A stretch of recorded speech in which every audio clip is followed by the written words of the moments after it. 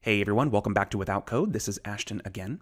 In this video, we're going to cover folders and file organization here in our new feature called Media Drive. Now, if you haven't yet watched our overview video on Media Drive, make sure to check that one out first. Okay, so we're here in the Media Drive interface and we have 6 image files here. We're going to create a couple of folders. So let's imagine that we're working with product images here, and I'm going to create folders for Collection A and one for Collection B.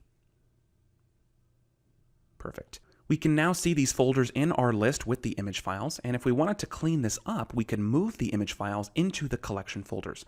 So let's select product images 1, 2, and 3.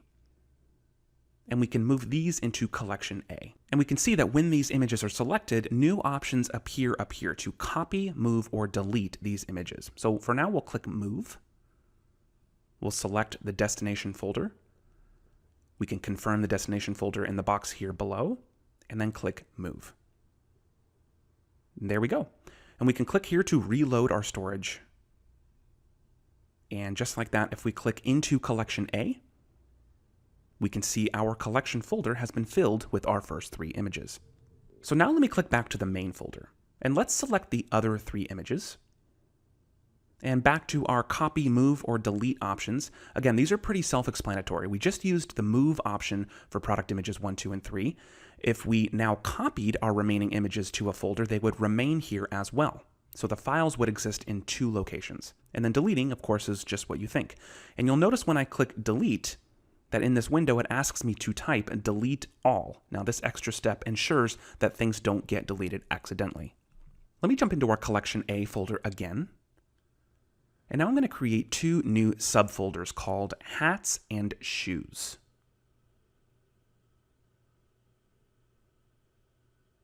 There we go. And now let me jump into the Shoes folder.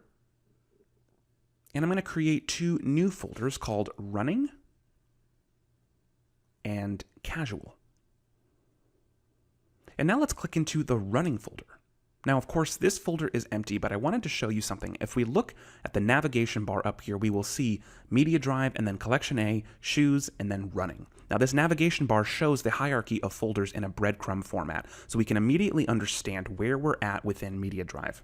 The Media Drive level is called the root, and further levels are called subfolders. Each level of orange text is a link, and we can click on any level to go there. Let's click on Collection A to go to that folder. And now that we're here, I want to show you one more thing with copying and moving files. We'll select the images here and move them to another folder. Let's say these are all images of running shoes, and we want to put them in that folder. So we're going to click the copy function. Now in the destination folder options here, we only see Collection A and B, but we want these images in the shoes and then running shoes subfolder. So we'll double click on the Collection A folder, and then double click on the shoes folder. And now we can see the running and casual subfolders. So keep in mind, double-clicking allows you to access subfolders, and when you pull up a subfolder, you can double-click folders there to view that folder's subfolders. So we'll move these into the running folder. And now let's go to our running folder. And if you don't see the images you've moved into a folder, you can simply refresh the files. There we go. You can also go up here to Media Drive Details and click Refresh Media Drive. This will always give you the current status of the files, and you do not need to refresh your browser page. A couple more things we'll quickly look at here in the Media Drive interface. We can use the Select All box in the upper left corner here above the file list to select all the files or deselect all. The Storage Details icon up here, this displays information including the amount of storage you've used, your total storage capacity, and your storage ID. Additionally, you may refresh storage, which refreshes all the files to their current state, and access documentation. This icon is filter by type. This allows you to include or exclude file types in the list, such as video, audio, images, etc. And list options, this allows you to set a number of items to display on the page. Now over here for search, let's do a search for product 3. And there we go. And the results will show us exactly where that file is, even if it's in multiple locations. So that's a look at file management in Media Drive. To summarize, organization is done primarily by creating folders. Folders can be created within folders, and we can access various levels using the links in the navigation bar.